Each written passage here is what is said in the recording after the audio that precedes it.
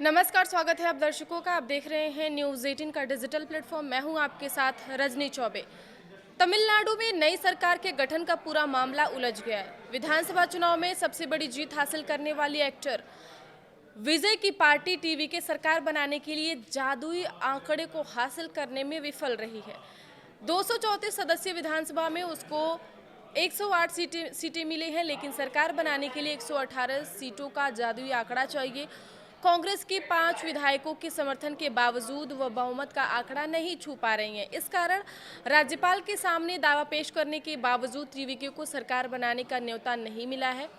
TVK के प्रमुख विजय ने राज्यपाल के सामने सरकार बनाने का प्रस्ताव दिया था, लेकिन राज्यपाल ने उससे पहले जरूरी नंबर दिखाने को कह दिया। विजय आज ही यानी गुरुवार को सरकार बनाने वाले थे, लेकिन इससे पहले ही राज्यपाल ने उनके सपनों पर पानी फेर दिया। इस बीच रिपोर्ट है कि डीएमके जनादेश का सम्मान करते हुए विपक्ष में बैठने का मन बना चुकी है। मीडिया रिपोर्ट्स में दावा किया गया है कि राज्य की दूसरी प्रमुख पार्टी एआईएमडीएमके ने बैक चैनल से सरकार बनाने के लिए डीएमके से समर्थन मांगा था, लेकिन डीएमके ने समर्थन देने से साफ इनकार कर दिया था।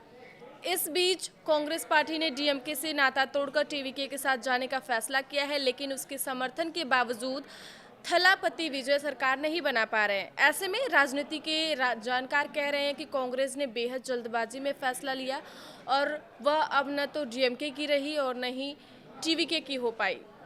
डीएमके प्रमुख एमके स्टालिन ने एआईएडीएमके के साथ गठबंधन के अटकलों पर विराम लगा दिया है। एक मीडिया हाउस से बातचीत में स्टालिन ने कहा कि वह टीवीके प्रमुख विजय को सरकार बनाने का मौका देंगे और अगले 6 महीने तक उनकी सरकार को परेशान भी नहीं करेंगे। स्टालिन के इस बयान के बाद डीएमके और एआईएडीएमके के बीच संभावित गठबंधन को लेकर चल रही तमाम अटकलों पर फिलहाल विराम लग गया है। तमिलनाडु में नई सरकार की कवायद के बीच एआईएडीएमके ने विजय की पार्टी टीवीके को समर्थन देने की संभावना से साफ इनकार कर दिया है। पार्टी के डिप्टी कोऑर्डिनेटर केपी मुनसामी ने कहा कि स्थिति चाहे जो भी हो, एआईएडीएमके टीवीके का समर्थन नहीं करेगी।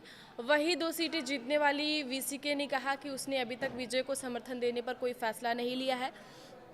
पार्टी के एक वरिष्ठ नेता के मुताबिक इस मुद्दे पर अंतिम निर्णय पार्टी अध्यक्ष तोल तिरुमावलान लेंगे। संविधान के तहत राज्यपाल के पास कुछ परिस्थितियों में विवेकाधीन शक्तियां होती हैं, खासकर तब जब किसी भी दल या गठबंधन को स्पष्ट बहुमत ना मिला हो। संविधान के अनुच्छेद 163 के तहत राज्यपाल ये तय कर सकते हैं कि किस नेता को सरकार बनाने का आदेश है और किसे नहीं है।